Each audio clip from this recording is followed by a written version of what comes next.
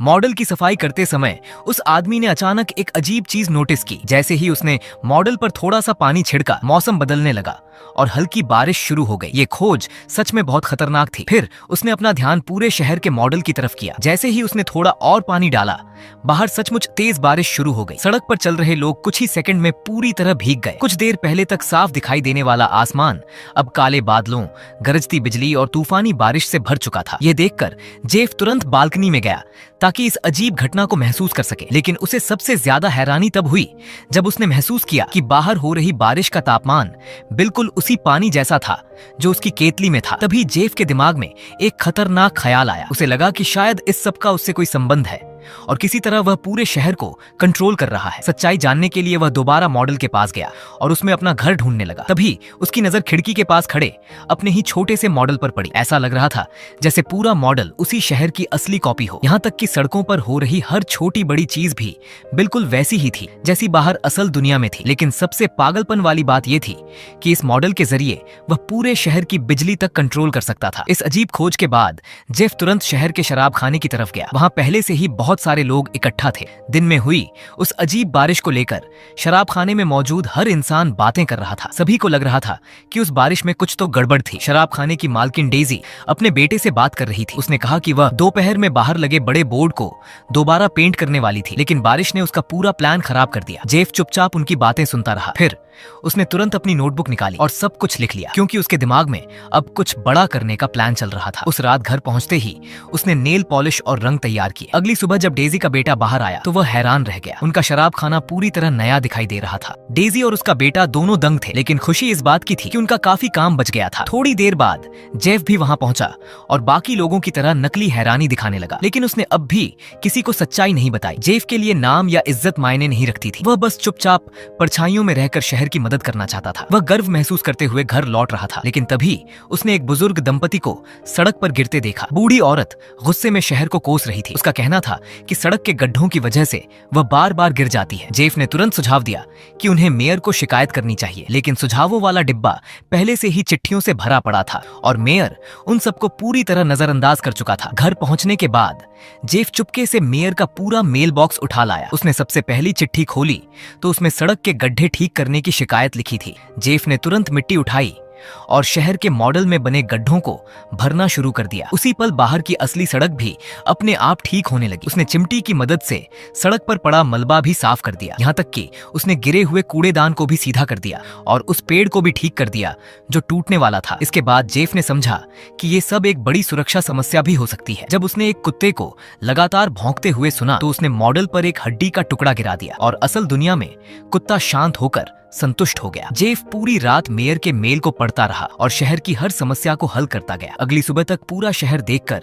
लोग हैरान रह गए कि शहर कितना बदल चुका है, लेकिन किसी को नहीं पता था कि इसके पीछे कौन था। कुछ लोगों ने कहा कि ये काम सिर्फ मेयर ही कर सकता है, इसलिए सबने मान लिया कि मेयर ही सब कर रहा है। लेकिन किसी ने उम्मीद नहीं की थी कि मेयर इसका पूरा श्रेय खुद ले लेगा और डेजी से शराब खाने की दीवार पेंट करने का खर्च भी मांग लेगा। डेजी पहले से ही मेयर पर भरोसा नहीं करती थी और जब उसे कोई फायदा नहीं मिला तो मेयर ने भी इस काम को छोड़ दिया। उसी समय जेफ शराब खाने में मौजूद था। वह ये सब सुनकर बहुत गुस्से में आ गया कि वह इतनी मेहनत से सब कुछ ठीक कर रहा था और सारा क्रेडिट ये बेईमान मेयर ले जा रहा था। रास्ते में लौटते समय वह सुपरमार्केट के पास से गुजरा और उसने स्टाफ को बातें करते सुना। वे अभी भी यही मानते थे कि सब कुछ मेयर की वजह से हुआ है, खासकर क्योंकि चुनाव नजदीक था और लोगों का समर्थन जीतना बहुत जरूरी था। जेफ का चेहरा ये सुनकर बदल गया, क्योंकि कुछ समय पहले उसकी पत्नी खुद मेयर थी, लेकिन एक हादसे में उसकी मौत हो गई थी और उसी की जगह इस बेईमान मेयर ने पद संभाल लिया था। अपनी पत्नी की तस्वीर देखते हुए जेफ ने तय कर लिया कि अब उसे कुछ करना ही होगा, लेकिन उससे पहले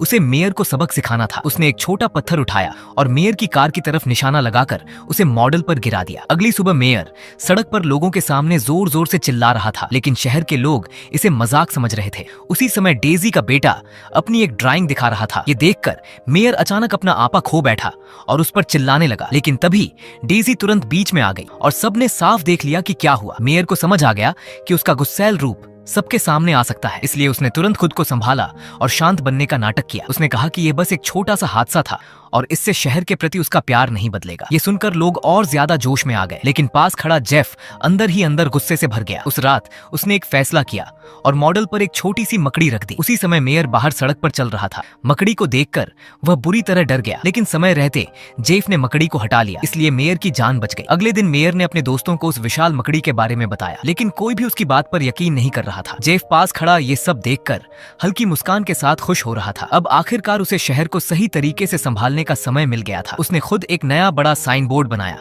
और जैसे ही वह लगाया गया, शहर का व्यापार फिर से बढ़ने लगा। यहाँ तक कि डेजी के शराब खाने में भी ग्राहकों की भीड़ बढ़ गई। जेफ चुपचाप सब देखता रहा और शहर को फिर से उभरता देखकर संतुष्ट था। लेकिन जब उसने उस साइन बोर्ड को और बड़ा बनाने का फैसला किया, तभी एक नई समस्या पैदा हो गई। नया बोर्ड पहले से बड़ा था और उसमें चमकती नियन लाइटें भी लगी थीं, लेकिन वह एक रात भी नहीं टिक पाया। अचानक शहर की बिजली व्यवस्था पूरी तरह ठप हो गई और पूरी सड़क अंधेरे में डूब गई। लोग मोमबत्तियां जलाकर एक जगह इकट्ठा होने लगे। मेयर ने तुरंत गवर्नर से संपर्क किया, लेकिन जवाब मिला कि मरम्मत में कम से कम 2 हफ्ते लगेंगे। ये सुनकर पूरे शहर में घबराहट फैल गई। लोग मेयर को दोष देने लगे कि उसने शहर के लिए कुछ नहीं किया। कुछ लोगों को शक होने लगा कि वह जानबूझकर लोगों को यहाँ से निकालकर उनके घर सस्ते में खरीदना चाहता है। एक ही झटके में मेयर शहर का सबसे बड़ा दुश्मन बन गया। जैसे जैसे लोगों का गुस्सा बढ़ता गया, मेयर ने जल्दी से शहर छोड़ने का फैसला किया, लेकिन लोग उसके पीछे पीछे दौड़ पड़े। तभी डेजी का बेटा बाहर पेंटिंग कर रहा था। मेयर ने उसे देखकर समझ लिया कि वही लड़का नया साइन बोर्ड बना रहा है। उसने तुरंत सारा इल्जाम उस पर डाल दिया